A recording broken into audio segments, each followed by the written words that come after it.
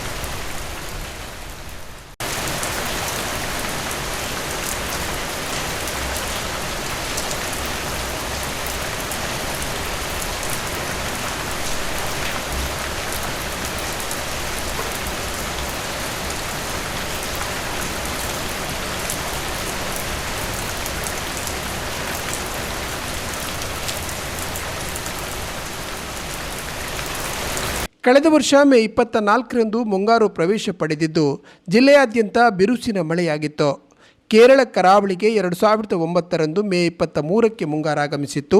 2010ರಲ್ಲಿ May 31, 2011ರಲ್ಲಿ May 29, 2012ರಲ್ಲಿ June 5, 2013ರಲ್ಲಿ ಜೂನ್ 1, 2014ರಲ್ಲಿ ಜೂನ್ 6, 2015ರಲ್ಲಿ ಜೂನ್ 5, 2016ರಲ್ಲಿ ಜೂನ್ 8, 2017ರಲ್ಲಿ ಮೇ 30, 2018ರಲ್ಲಿ ಮೇ 29, 2019ರಲ್ಲಿ ಜೂನ್ 8, 2020ರಲ್ಲಿ ಜೂನ್ 1, 2021ರಲ್ಲಿ ಜೂನ್ 3, 2022ರಲ್ಲಿ ಮೇ 29, 2023ರಲ್ಲಿ ಜೂನ್ 8, 2024ರಲ್ಲಿ ಮೇ 30, 2025ರಲ್ಲಿ ಮೇ 24ರಂದು ಮುಂಗಾರು ಪ್ರವೇಶ ಪಡೆದಿತ್ತು.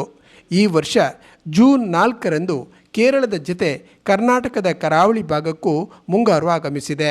ಜೂನ್ 8ರವರೆಗೆ ಕರ್ನಾಟಕ ಕರಾವಳಿ ಭಾಗದಲ್ಲಿ ಗಂಟೆಗೆ 40ರಿಂದ 60 ಕಿಲೋಮೀಟರ್ ವೇಗದಲ್ಲಿ ಗಾಳಿ ಬೀಸುವ ಸಾಧ್ಯತೆ ಇದ್ದು, ಮೀನುಗಾರರು ಸಮುದ್ರ ಪ್ರದೇಶಗಳಿಗೆ ಹೋಗದಂತೆ ಸೂಚನೆ ನೀಡಲಾಗಿದೆ.